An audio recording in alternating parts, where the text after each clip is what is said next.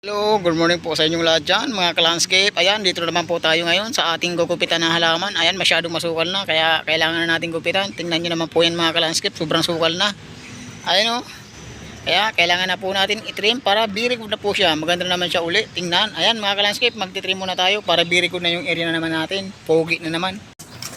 Ayan na po mga ka-landscape, nagugupit na po tayo. Bali, ang unang ginagupitan po natin dyan mga ka-landscape, yan po yung tinatawag na halaman na Don Manuel. Napakayaman na halaman na yan, kaya ang tawag sa kanya Don Manuel. Kaya bali yan po yung unang ginugupitan natin, kasi yung nasa gitna po niyan mga ka-landscape, yun po yung halaman ng Japanese Spruce. Ayan, tingnan nyo naman po mga ka-landscape, bali napakatibay po niyan mga halaman na yan, kahit wala pong ibira lang po yan makatikim ng tubig, pero buhay sila. Ayan, ganyan lang po mga ka-landscape, mag-alaga ng halaman. Kailangan po laging gupit para malaging maganda tingnan, laging pugi. Ayan. Ikot po yan mga ka-landscape yung gugupitan natin. Kailangan pong gupitan natin para maganda na ulit tingnan. Kasi masyado nang masukal po siya, tangit na tingnan.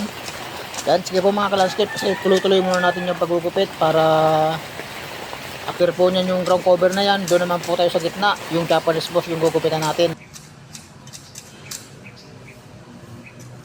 Ayan na po mga ka-landscape, dyan na po tayo sa gitna, nagtitrim. Ayan, after po nyan mga ka-landscape, matatapos na po tayo mag-trim. Bali, yung kalat po natin, tayo rin po magwawalis. Kaya, ayan, bali tapusin muna natin yung gitna para dirikod na po yan. Yan mga ka-landscape, yung halaman na yan mga ka-landscape, maganda po yan sa nainitan, o mga sanlabing. Yung mga halaman na yan, napakatibay rin po yan sa init. Kahit bibira nyo lang po diligin, buhay po siya. Yan, kailangan lang po mga ka-landscape yung halaman na yan, i-maintain nyo lang po sa pag-trim para lagi maganda tingnan. Ayan, sige po mga ka-landscape, kasi trim muna tayo para matapos na natin to. Mamaya update ko po kayo pag tapos na tayo mag-trim at nakapaglinis na rin po tayo mamaya. Ayan na po mga ka-landscape, tapos na po tayo mag-trim. Ayan o, birikod na po siya mga ka-landscape, ganda na naman tingnan o.